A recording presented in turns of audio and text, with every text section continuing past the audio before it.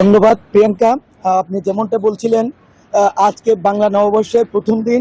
আজকে একটা সুখবর বা দেশবাসী একটা সকাল থেকে জানতে পেরেছে। এই যে সোমালিয়ান জলদস্যুরা এই যে বাংলাদেশি কেএসআরএম গ্রুপের জাহাজ এমবি আবদুল্লাহ গত 12ই মার্চ যে অপহরণ করছিল, এটা হাইজ্যাক করছিল, তাদেরকে গতকাল মানে শনিবার বিকাল নাগাদ এদেরকে মুক্তি দেওয়া হয়েছে। আজকে কিছুক্ষণের মধ্যে বিস্তারিত সংবাদ সম্মেলনের মাধ্যমে কেএসআরএম গ্রুপের নেতৃবৃন্দ জানাবেন। 12টায় সংবাদ সম্মেলন ডেকেছে, আনুষ্ঠানিকভাবে তারা ঘোষণা করবেন।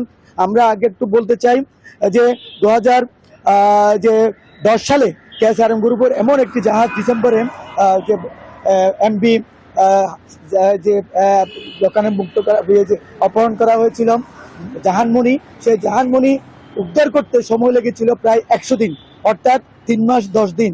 আজকে এক মাস 1 দিন পর জাহাজটি বর্তমান আবদুল্লাহকে তারা মুক্ত করেছেন, সে ব্যাপারে বলেছেন। এবং 23 নাবিক এখন সুস্থ আছেন, তারা যে দুবাইয়ের পথে রয়েছেন।